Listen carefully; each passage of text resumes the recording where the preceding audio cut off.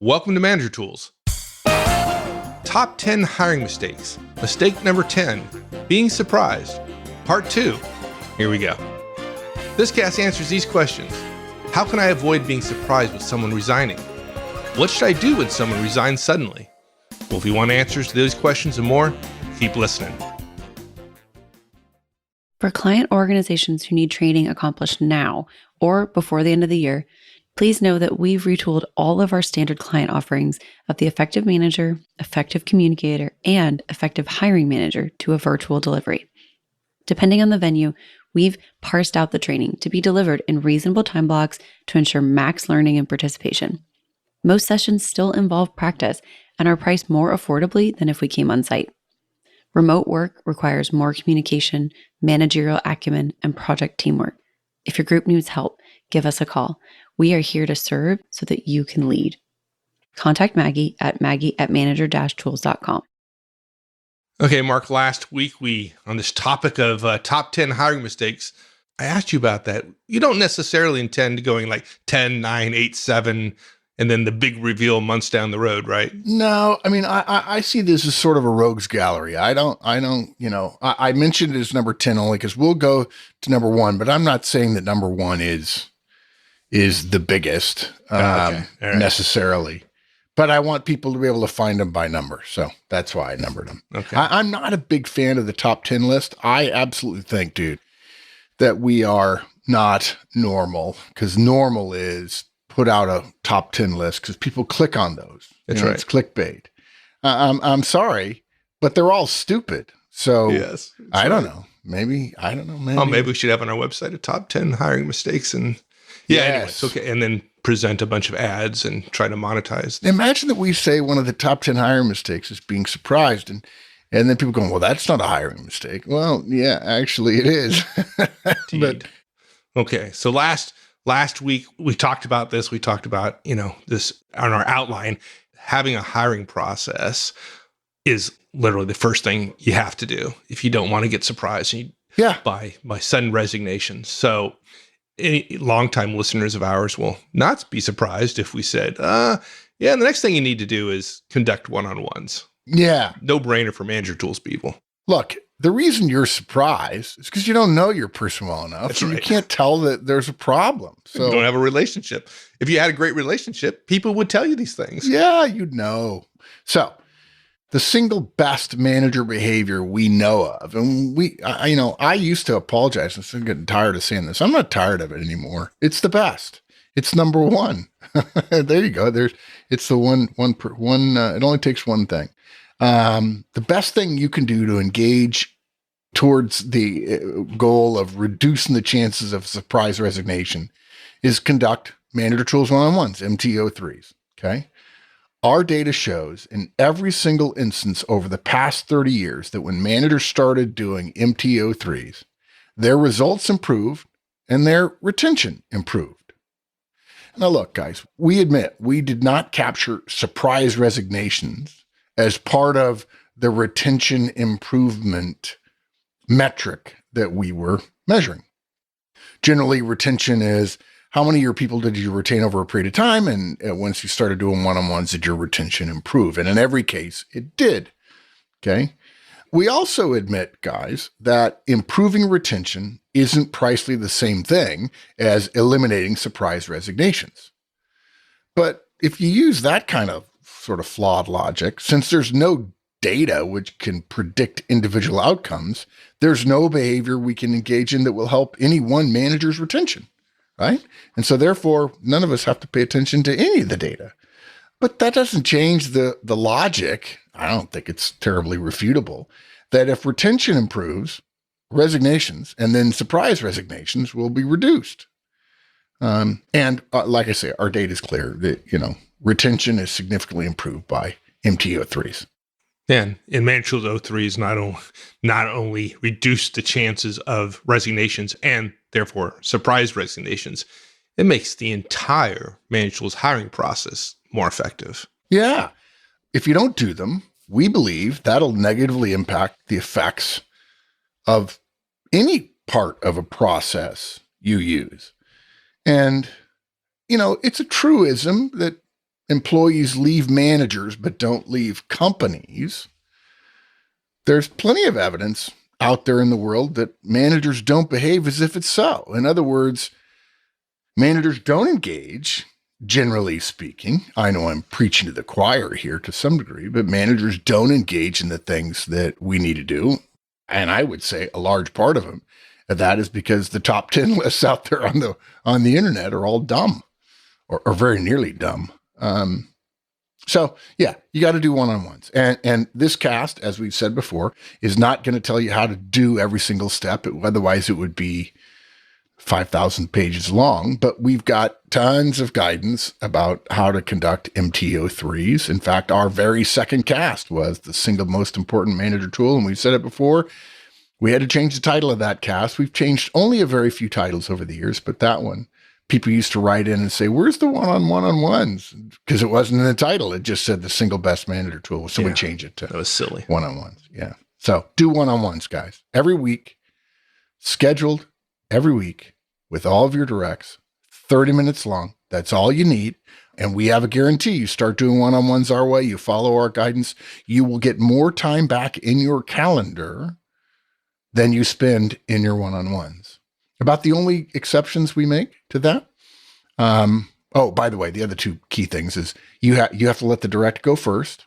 It has to be more about the direct than about you. And you got to take notes. And about the only time we back off one of those is, if you've got 15 or 20 directs, it's okay to think, I can't do that. I can't do weekly. We respect that. Just so you know, you don't have a management problem if you can't manage 15 people in your first job as a manager. You have a structural organizational problem that somebody else is burdening you with. And when you build up some political capital, you ought to recommend splitting your team up. But, that's the basics of manager tools one-on-ones. And for the record, we say MTO3s because there's a lot of guidance out about one-on-ones. I just got into what might be an argument in a polite way with somebody who says, oh, no, we couldn't do that in our company. Our managers all want to do one-on-ones with their directs and with their skips. And of course, we have a podcast that says, don't do one-on-ones with your skips because that undermines the managers beneath you who should be doing one-on-ones with their people.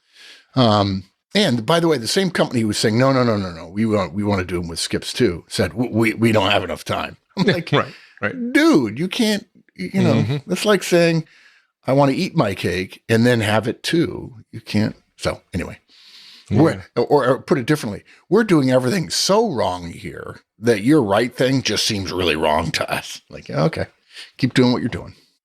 Yeah. And, the great thing about doing managed tools one-on-ones is once you do that, you're going to get all sorts of new knowledge, right? Increased knowledge of your direct skills, their abilities, their traits, their characteristics. You're going to know about their strengths and weaknesses. And with that, you can do our next step, which is do some simple retention analysis of your team. Think about retention in some structured way. And that's the key, right? In some structured way, based upon your knowledge of the individuals you have, based on one-on-ones, right? Makes it pretty simple. Yeah. And look, guys, I know some of you hear that word structured and you say, oh, well, you can't really have a structured relationship with people. We're not suggesting your relationship is structured. We're suggesting that in an organizational context, we need to have some structured processes that provide a framework, a format for us to do our learning and to do our analysis of how things are going. Yeah. And to eliminate surprises because we thought of it in a structured way. Yeah, that's good. So we recommend you conduct a regular retention analysis. It's pretty simple. You compare performance to risk of loss and you figure out who your people are that are most important, that might be at an advanced risk, and you pay attention to that. Are you saying that I might, as a manager, do more to retain one of my most valuable employees than I might do for one of my worst employees? Yeah, this is one of the problems with the idea that managers think the company should be responsible for retention. That oh gosh, everybody needs a pay rise or pay raise or whatever, because one size does not fit all. You need an analysis to do, and it's not a complex analysis. I'll explain it here, but you need to know who your best performers are and what their risk is. And we actually have, I think we've done a previous cast where we talk about our retention tool. I'll mention more about that in just a second. We talk about somebody called lottery winners. The people that are low performers on your team, who are also at some reason a high risk for loss, those people we call lottery winners because we wish they win the lottery and leave. Okay. If they're not a high performer and they're at high risk and you spend a lot of time oiling the squeaky wheel to the detriment of your relationship with some of your high performers, you increase the chances that you'll lose a high performer. And we don't want to lose our high performers. Look, we'd like to keep everybody within reason, but you don't have an unlimited amount of time based on everybody's responses to, you need to do one-on-ones. No, I don't have time. So now look, regarding the analysis, we don't have any data, guys. We've never tested quarterly versus semi-annual. We've never tested that. But we do know that managers who complete retention analyses have higher retention rates and fewer surprise resignations. They also have higher retention rates, and here's the key, of top performers. Okay. Now, our guidance is more often than annual. The world moves too fast to do just annual retention analyses. And frankly, when I've talked to managers and they say, yeah, we've done a retention analysis, the company asked us to do it, around the time of their performance reviews, that's not good. It's too slow, too rare. Now, the question becomes how often, quarterly, semi-annual. Again, we don't have any data. I would suggest do a couple semi-annually. And then once you've gotten pretty good at it, start doing it quarterly because pretty soon you'll be able to do it for everybody in your team. Let's assume you have 15 people. It'll take you 15 or 20 minutes. And it will just tell you whether or not things have shifted. Since maybe somebody who's a low performer is now a medium performer, but they're still high risk for loss. Maybe they need to be given some attention. Maybe they need to be looked at for a special project. Maybe one of your high performers has become a medium performer. Maybe one of your high performers who was at low risk is suddenly at medium or high risk. And so therefore, I need to pay special attention there. And those you're not familiar with what we've recommended relative to a retention tool, that folks change in behavior, right, is a big indicator of retention issues, right? Yeah. And we're not going to be suspicious of people. Look, we want people to seek out their own joy, their own happiness, their own effectiveness in their lives. So we're not trying to lock people in. We're simply trying to avoid people resigning that are effective, that we can save, that we can show them the value of what they're getting here. And anytime somebody comes to you and says, I've got another offer, you need to counter me. That's a big miss for a manager. You're just like, whoa. And then you're panicked, right? So we're going to deliver separate guidance on how to do a simple retention analysis. It's going to be its own cast. It'll probably be more than one. And we're also going to make available, once we finalize it, we have to update the technology behind it, our Manager Tools Retention Tool, MTRT. For licensees. So if you're a licensee, you can expect at some point in the future, I would expect less than a year from now, but these things take time and we're in the middle of COVID and who knows. If you're a licensee, we're going to provide a free tool. You'll answer a series of questions and it will plot your people on a graph of risk of loss plus performance. Yeah. And not only identify where people fit on that strategy, what's the risk of loss and how valuable are they to you, is then recommend some very specific actions you can take to retain them. So. Exactly. Yeah. So that's coming as well. That's part of what effective managers have been doing for a long time. And you don't need to wait until your organization tells you have to. And by the way, heaven forbid the company say, give me an analysis, and then not give you any structured thinking about how to do it. Because if you're a new manager, you're like, I don't know. Should I just guess? That's not good. Yeah. And our objective here is much like we did for the interview creation tool, right? Which is make it easy for you as a manager to implement our guidance around behavioral interviewing. Same thing on the retention analysis tool is the ability to make it so simple for you to do that you'll actually do it on a regular basis. Yeah.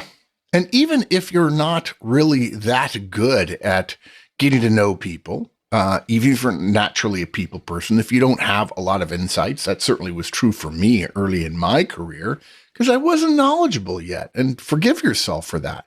Even if you're not very good at it, having some place to start will help you feel more confident about the few first steps you take. Yeah. Retention tool, we'll have more to talk about that. And we have some guidance out there on retention analysis. So folks go take a listen if this is something that you're interested in. And you should be, by the way. Yeah. Okay. Oh, please.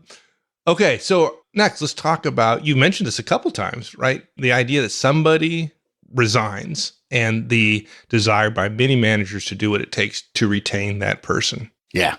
Too late. And we'd recommend don't do that. Yeah, it's too late. If somebody's offered their resignation, now that's a specific case. I'm not saying you shouldn't try to retain somebody who's a high performer or even a mid-level performer whom you believe is at risk. Okay. But somebody who offers the resignation, and there are plenty of permutations to how resignation events occur. Once someone resigns, it's probably too late to save them. And we don't recommend that you try. Okay. We have guidance related to this in our cast. My direct is resigning, chapter 2, never counter offer. Again, we're not saying, guys, that you can't save somebody you're worried about losing. We encourage you to be creative within reason with the tools you have and that the organization provides to you when you're aware of a resignation risk. That's one thing. That includes if one of your directs comes to you and says, hey, I'm thinking about looking at other opportunities. They haven't resigned. She hasn't resigned yet. Yeah. So you still have an opportunity at that point. And if you're having O3s, maybe your chance of somebody saying that to you goes up dramatically. Yeah. Well, and I would argue that a lot of people won't do that. They won't say, hey, I'm thinking about it. They think they're supposed to be quiet. In fact, full disclosure, guys, in Career Tools, we don't tell you that you should go to your boss and tell them everything you're doing, because there are some bosses who are jerks who will punish you for that and say, fine, resign. Actually, I'll make it easy for you. I'll lay you off, right? We don't want that. One of our rules about careers is you need to be in charge of your career. Don't let your organization be in charge of your career. Don't let them lay you off. Have results that keep you from being laid off. Have relationships that keep you from being laid off so that you get to be in charge, because that's the way the world is today, as we've said many, many times. But in the event that one of your folks does resign, we typically see one of two different scenarios play out. In the first one, they already have a competing offer and they've already accepted it or are very likely to. And we've just seen too many situations where managers move heaven and earth only to ultimately lose the candidate. And by the way, that really ticks off your boss. Okay. What's more, we have a tendency when, this is a mid to high performer and she's resigning, that we react a little bit frantically and we don't have a game plan and we just look for money to rain down on them or a new title or something. And we haven't done the political groundwork. Like it or not, politics are a fact of life in organizations. Definition of conflict is 2 human beings in the same county. Definition of politics, 3 human beings in the same county. And even if you do keep them, the relationship damage is significant. You'll have a lack of trust. They'll feel like they extorted you. You'll feel extorted and hurt feelings on both sides. In our experience, not always, but in most cases. Yeah, I've gone through this on both sides of the fence, and it's awkward and bad for both parties. It really is. And that doesn't change the fact that you're in charge of your career. And if you're the one thinking about leaving, it may create some awkwardness. And if you don't trust your boss enough to be candid with her or him about the situation, you still have an obligation to your family first to seek out the career that gives you the most opportunity to excel, opportunity to be joyful, and opportunity to take care of your family. In the second scenario, there's a smaller group of folks whose motivation for the search they've conducted includes obtaining improved terms from where they already are, from their existing manager, usually in the form of a counteroffer. And in our experience, most managers' response is just as frantic as in the first scenario. But imagine that you find out later that they were just shopping. themselves, and this tends to happen in a good market, probably less happening right now, would have certainly happened in January of 2020, and probably will happen again within a year or so. And all of our guidance is timeless and timely, so we believe this is the norm. Suppose you find out later after you counteroffered somebody that they went out and got the other offer in part or mainly to get more from you. And look, we think this strategy, however clever it's deemed in the career world, oh, aren't you a clever operator? We think that's borderline unethical. Oh, dude, I don't even think it's borderline. It is unethical. You're going to look for jobs. You're going to interview and take another company's time and energy, which equals money, to interview you. And your intent is to never take the job. In the case where you're just using it for leverage with your existing job, I think what they would say in defense of themselves, Mike, is, no, I didn't say I would never take it. Mm-hmm. Because in fact, I might very well take it if my strategy doesn't plan out and my company doesn't come back and counteroffer me, and I'll just leave in a huff, which, by the way, I think that ends poorly too in a lot of cases. Not saying there aren't cases where it ends well, but there are more cases, I think, where it ends poorly. We generally don't appreciate somebody using gray area tactics to get something from us for their own benefit. Call us old-fashioned. I don't know. Or just ethical, one of the two. Now, look, guys, don't confuse this with the employee who comes to you and says he's frustrated and disappointed and considering looking around. That's different. It's a retention risk. And we encourage you based on their value to the organization. We're not saying about their personal value, because their personal value is a human soul worthy of respect and decency and kindness. Okay. But our job as a manager is to assess people relative to their value for the organization. It's only one small part of who they are, and we're not judging them. We're valuing or evaluating them. But we encourage you to consider what you might do, provided you believe they're approaching you in good faith. But if you don't think somebody's approaching you in good faith, I don't know. Maybe that says something about the relationship. Maybe it'll never return. There are so many ways to get Manager Tools training now. In person, public, client, virtual, video. How do you choose? Well, the video version is for you if you need the content in bite-sized pieces at irregular times or with a low bandwidth device. No matter what version you choose, you'll get the same content and the same practice. No matter the delivery, you'll be a more effective manager, effective communicator, or effective hiring manager once you've been through the training.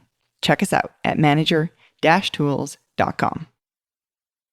So if somebody does resign, right? So we're not going to try to retain them. We're not going to counteroffer. That doesn't go well. Certainly we have to do something. And so our recommendation then is you shun them, you cancel them. I'm trying to be hip and cancel them.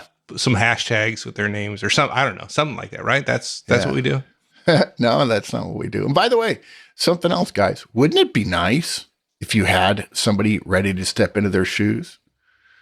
Sure it would. And whose job is that? Ours. Yours. Ours. Yeah. Right? Yeah. Right, exactly. So when somebody leaves and you're in a panic, it's because, as we like to say, when did Noah build the ark?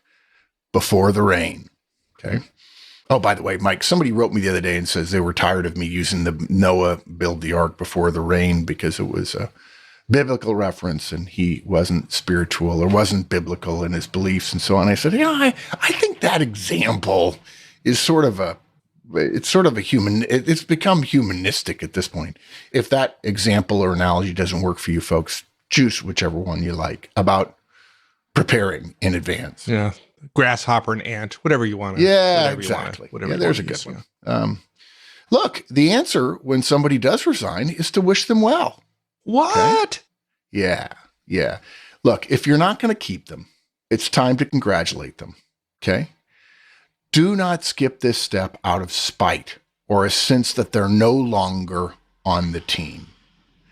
If you trusted this person yesterday, the day before, and you wanted what was best for them, and that's partially what trust includes if it's a mutual trust, even if what you wanted was best for them within your own org, it would give the lie to your previous relationship with them to dismiss them, to cut them out, or to be anything other than cordial and supportive. If I worked for Mike, and unfortunately it wasn't working out, and I came to him, and there's not a lot he could do, and I decided I needed to leave, and he then cut me out. He says, fine, whatever, good luck, goodbye.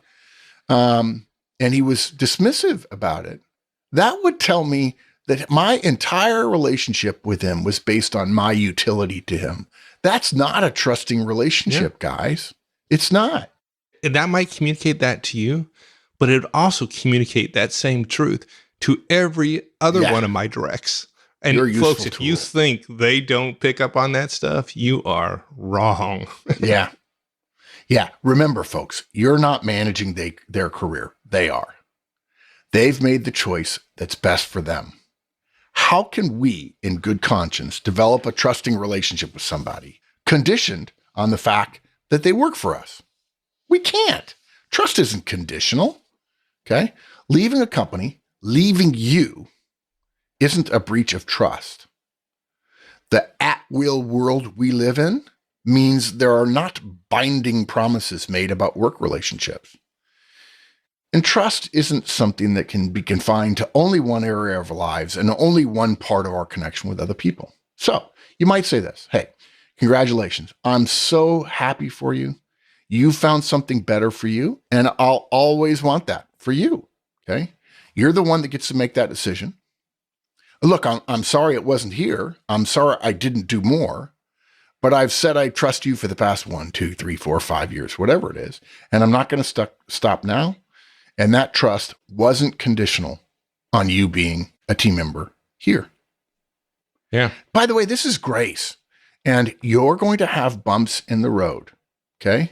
The more you handle those bumps with grace, the more other people are going to see you not as a manager, but as a leader. And they're going to understand that you can be forgiving and understanding, because what were we put on earth to do if not to help one another through? And it happens. I've been on so many ends of this conversation, but I've been the person who resigned, left, went to another company, and less than a half year later realized I made a mistake. Yes. And I went back to my old company. And the fact that they handled it with grace was a big piece of that. And they wanted me back. Yeah. And the fact that you weren't a jerk about it allowed you to go back. This is MCI and Bell Atlantic, isn't it? Yeah. Yeah, good.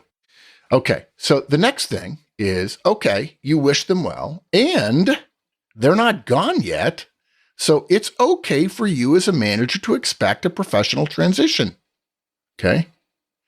They've resigned, you wish them well. It's both your job and, more so, their job to see that they leave the organization in a professional way.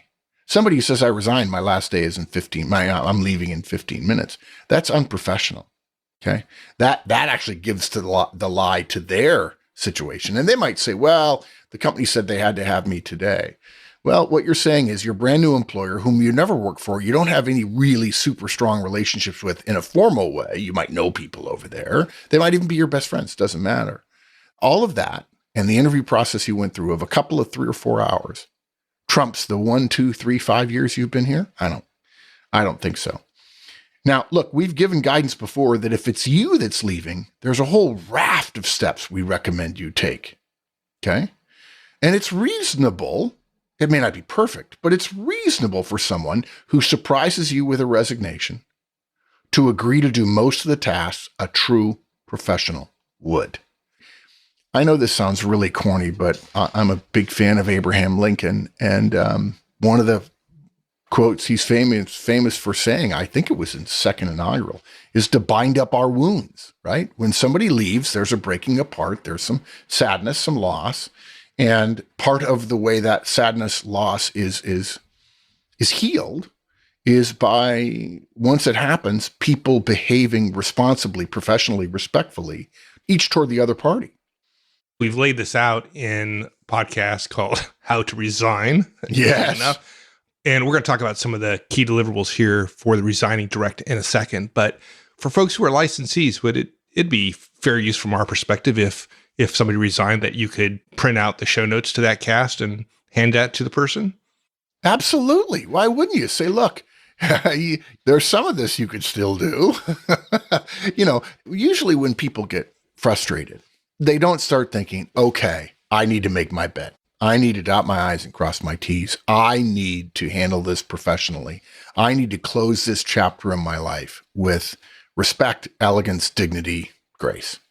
That's not what happens. People get excited about finding something else. And so they put all their attention into that. And then they get the thrill of getting an offer, probably for more money. And then they accept it and their family's all excited. And maybe they have a shorter commute or they get to move closer to family or friends or whatever. And so most people don't handle this well. Okay? Yeah, and they realize it later on and they're ashamed and nobody taught them. The losing company generally doesn't teach them. Certainly the company they're going to is not going to tell them, okay, by the way, when you resign, here's how to go do it. So if you're listening to this podcast, so share it with your directs. Yeah. So we'll just mention a few things, I think 4 or 5 of things that are highlighted in the transition How to Resign podcast. The first thing you need to ask them to do is to prepare a key project report transition file. Now that's longer than 1 page. It's an overview of everything they're working on, the status of those projects, the issues, maybe politics, relationships. Okay. Probably a spreadsheet or 2 of important top projects, but it's not just tasks. It's not just I'm red, I'm amber, I'm green here. Okay. That's one thing. They also, if they're a manager, they owe you performance files on their team. Okay. They owe you interim reviews of everyone at a minimum. I mean, look, if you don't have too complex a performance review, heck, even if you do have a complex performance review, they ought to handwrite a performance review for each one of their people so that the person who takes over, if your company does annual performance reviews and the person who takes their place is only their manager for 6 months, they get a good review of the person's previous 6 months. And the new person will sit down with you at the end of the year and say, how do we balance this person's performance with with me for 6 months or 3 months or however long they're there with the previous 3 or 6 months that they were with the previous boss who has left. And you may need to schedule a meeting with them to go over details and for you to read through their direct reports and to make some additional notes because what they wrote wasn't significant enough. Now, through no fault of their own, they just maybe didn't give you all the details that you'd want to have before you pass this person off to reporting to somebody else. By the way, if you're a director or a VP and somebody leaves, you probably won't get to pick their replacement unless you have somebody that can step right in. And that means you need to have, you as the manager of the director of this manager, you need to have files you can hand to the new guy. Because let me tell you, if Mike is the VP and I'm the director and Kate is the manager and Kate resigns, when Mike picks, let's say Sarah, to take Kate's place, I owe Mike and Sarah closeout files from Kate because she left.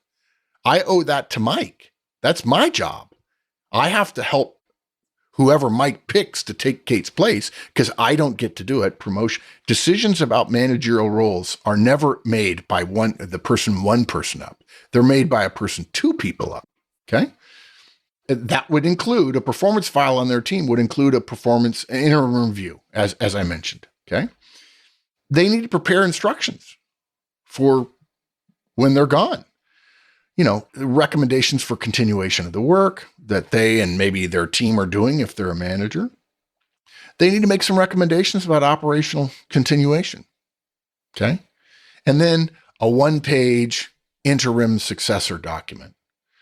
If they're a manager, ask for a document to help you have your first conversation with their temporary replacement. Okay, here's what they're doing. Here's what I want to keep doing. They were doing these 7 things. I want you to stop doing that. That's too big a bridge for you to cross right now. Let's focus on these 2 or 3 things. We're going to put those things on hold and I'll work with you in the next couple of weeks to figure out what our plan is to get those things restarted. Now, we mentioned at the start of this, the value of a hiring process. Imagine you just heard that a director of yours is suddenly resigning. How good are you going to be if you haven't prepared all this in advance?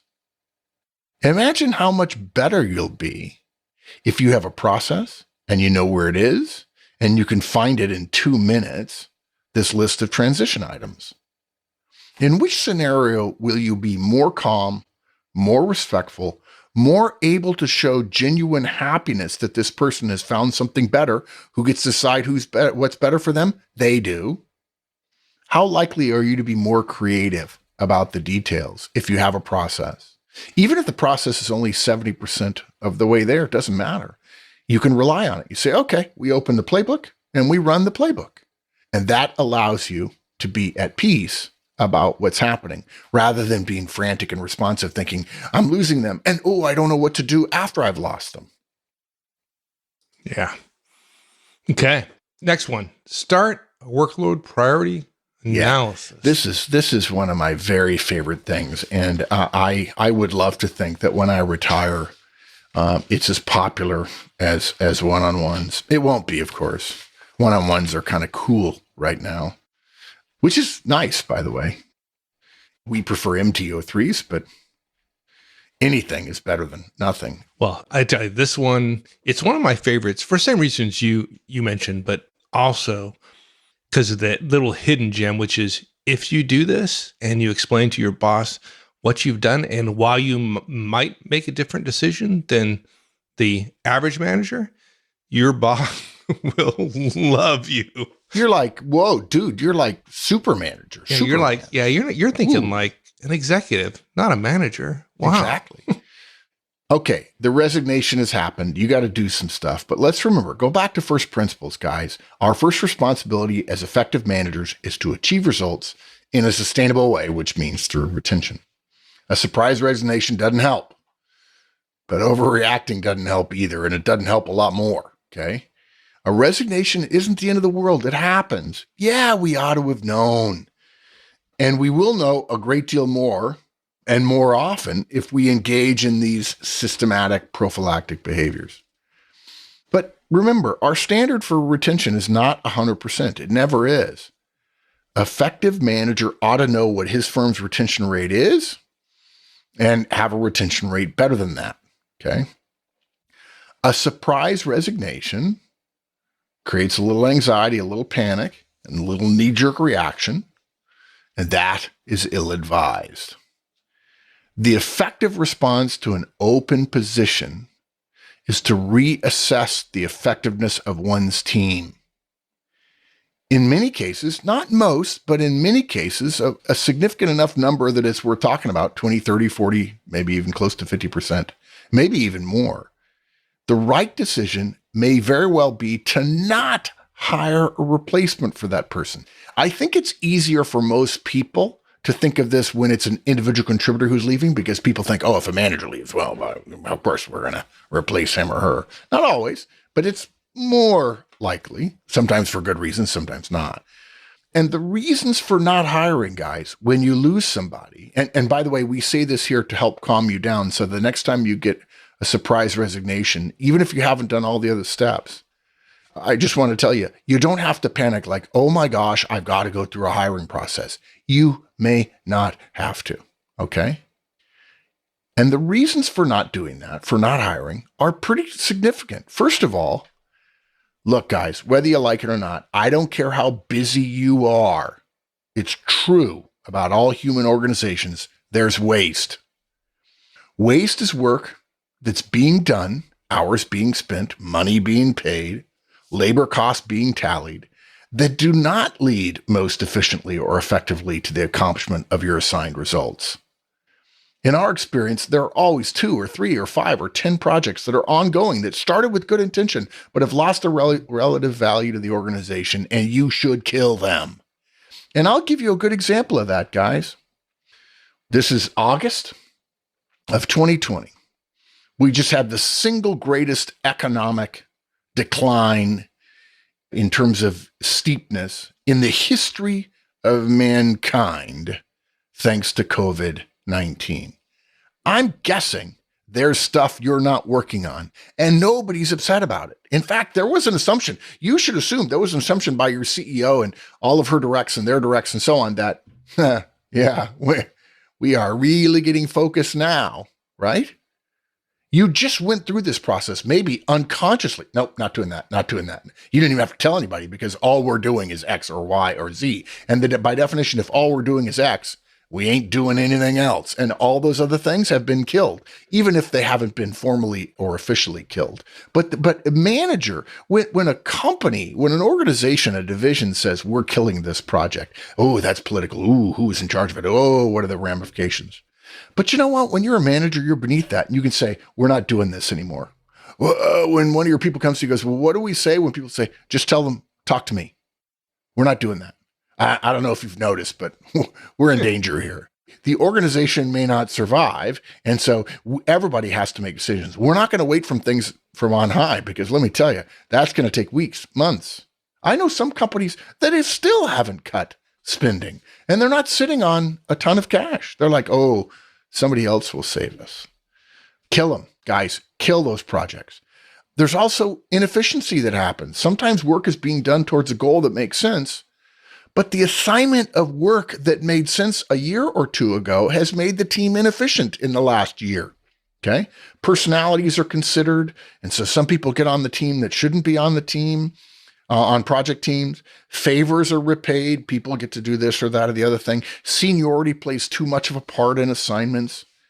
Some non-waste, useful effort, work that actually leads to your results, can be reassigned, simplified, streamlined, cut out a part of the project that seems not to be working, that isn't core to the project. You're supposed to do that. You're not supposed to wait for your boss to bless it. You can brief her later on it.